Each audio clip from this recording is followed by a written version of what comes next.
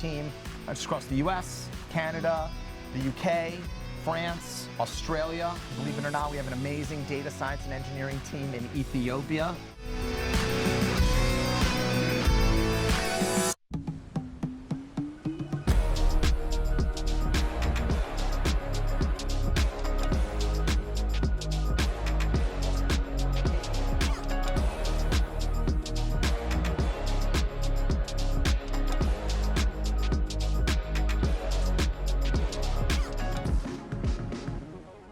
This is Mobile Groove at Possible, where the cool things are happening, and I cannot resist that pun because I have the cool company. I mean, literally, how cool is that, Zach? And yes, you've been around for 14 years, the cool company. Any pressure there living up to it? Tell me about why the cool company is so cool. Yeah. So, well, first, COOL stands for a creative, open-minded, optimistic leadership. Yeah. I like that. You like that? I like that a lot. What we've done at the COOL company is we've developed an amazing AI product, and I'll give you the history of what makes it so special. Is we've acquired 4 different ad tech companies and integrated all of them. So we took a dynamic creative optimization company in business, and then all of the great data from that, where we work with big brands like Renault and Air France and Disneyland and many others. Right. Nissan, Maserati, a lot of travel brands and others. Okay. We have a whole attribution business where we do full journey, full funnel attribution for CTV, display, video, search, social for a lot of independent agencies. All right.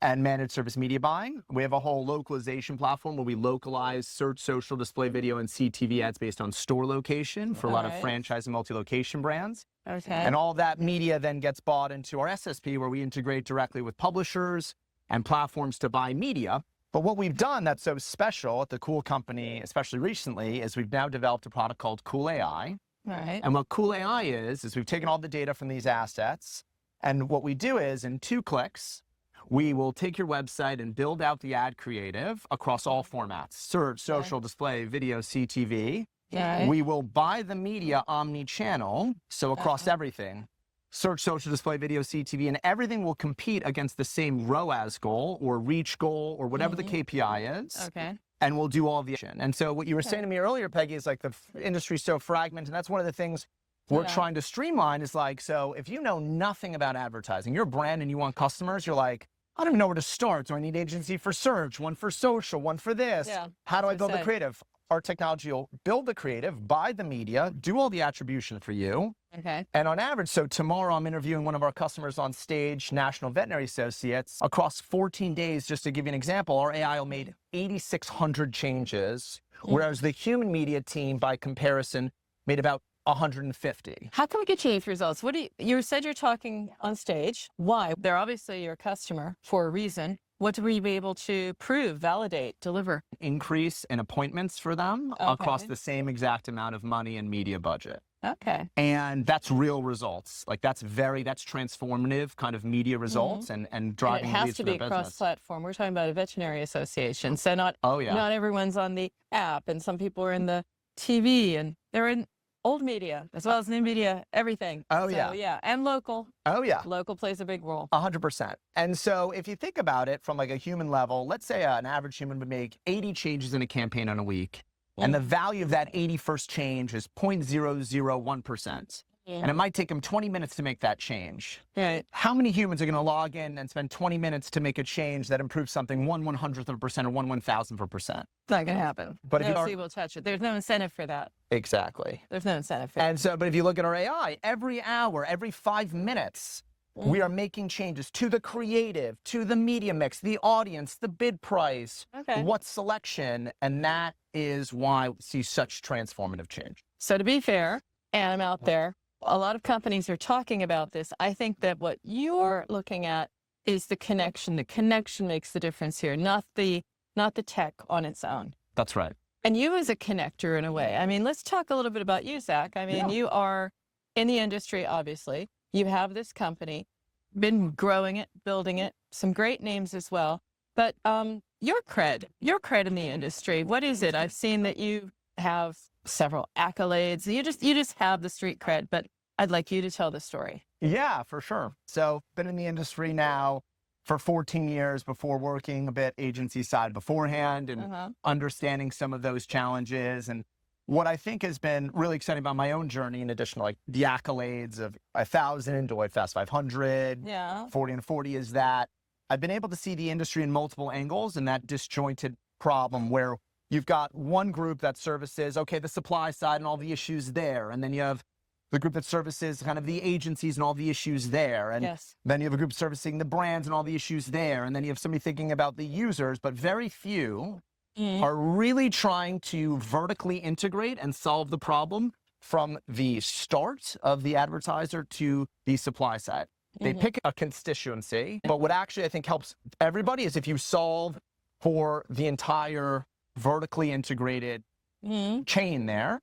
And that's what we're very focused on, helping the supply side, helping the advertisers, helping the agencies, and integrating it so that you can actually do what's best for everybody instead of, okay, I've got one constituency, and no matter how it affects the rest of the ecosystem, that's what I'm fighting for. Yeah.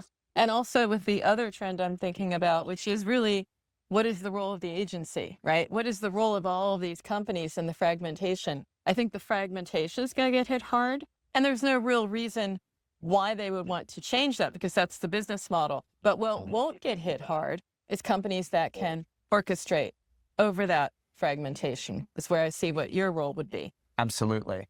And we still partner with a lot of agencies because at the end of the day, we're still very much a people business. Yeah. And a lot of companies still need an agency partner to report to them and tell them, here's what we're seeing in the data, here's what's working, here's what's not, here's how we can help execute.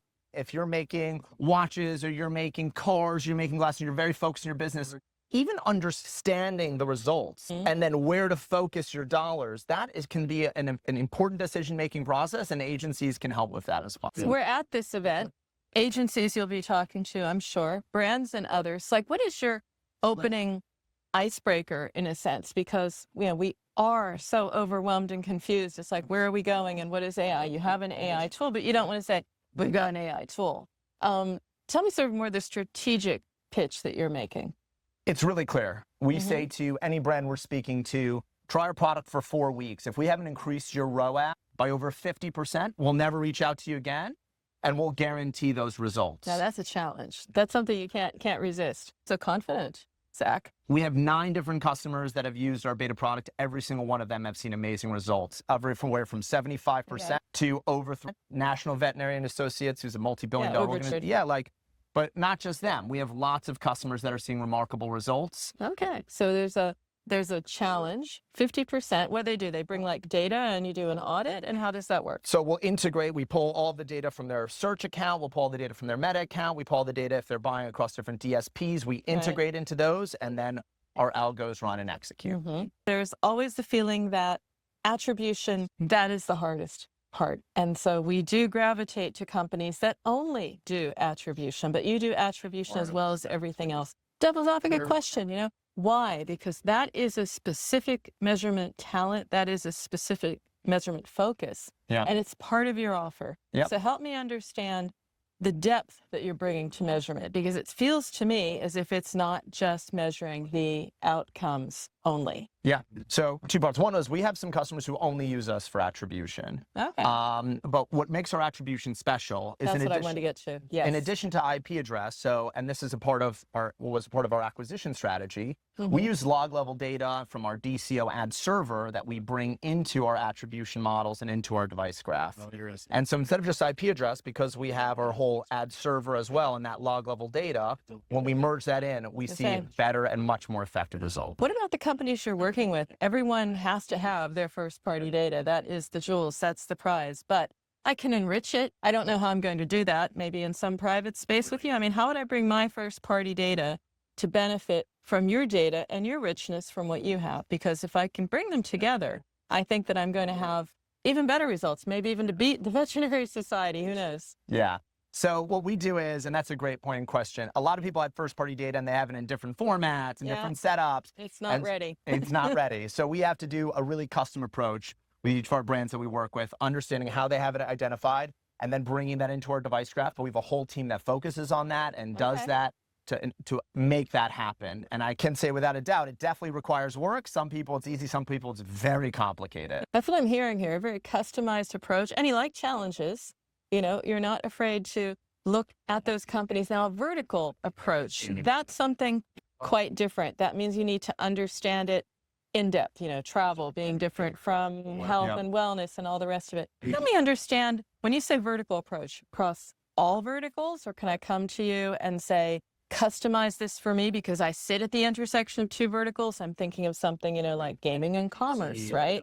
Or because everything is at the intersection now, right? Absolutely. That's where the opportunity is. So are you going to tailor to me, or do I bring my vertical to you? We work across a lot of verticals, but we will tailor to you. Okay. And All we right. work not just across, travel, hospitality, gaming. We're working across a lot of verticals and have a lot of learnings, and each one has their own unique challenges and unique focuses. And I can say what I'm very happy about is our team spent a lot of time to understand those challenges, because when you're a travel brand versus a CPG brand, those are entirely different strategies, versus we work with some restaurant brands that are like, okay, I don't care about cook to conversion. What I'm tracking is entrees sold. So I need football measurement. That's what I'm tracking against. And that's a totally different conversion than a CPG brand who may be saying, or a direct to consumer brand is like, hey, I'm tracking what is put in the cart and sold. Right. And so we've had our teams learn across these different verticals because it really requires that. Because you understand the goal, you understand the action that they want to measure. Absolutely. Come to you, say, we're going to measure it. And that's part of the challenge. I can still come to you and say, that's my ROAS goal. I want entrees sold.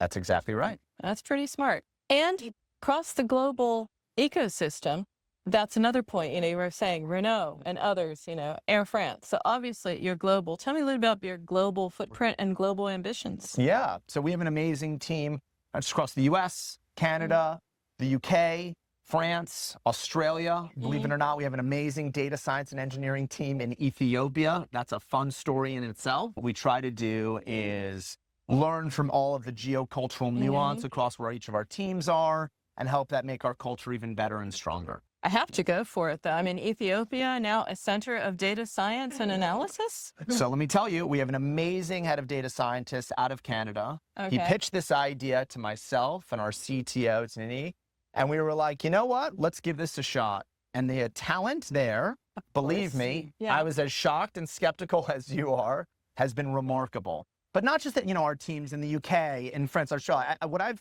really appreciated the most is how each of our team members extend and push themselves to understand the cultural nuance, to get to know their team members and their colleagues, because that's not easy. If you're in Australia, a totally different time zone, and you're working with a different culture of people that are in Canada or in the US, you got to push yourself to be like, let me understand where my teammate's coming from on this. And that's required a lot of time and effort, but I think it's made us a lot better for it.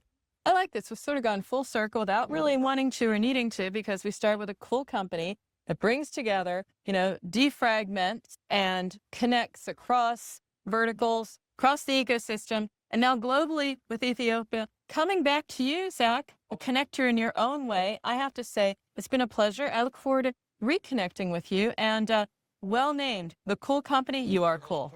Thank you, Peggy. I appreciate you saying that. If you said it, then that's definitely true.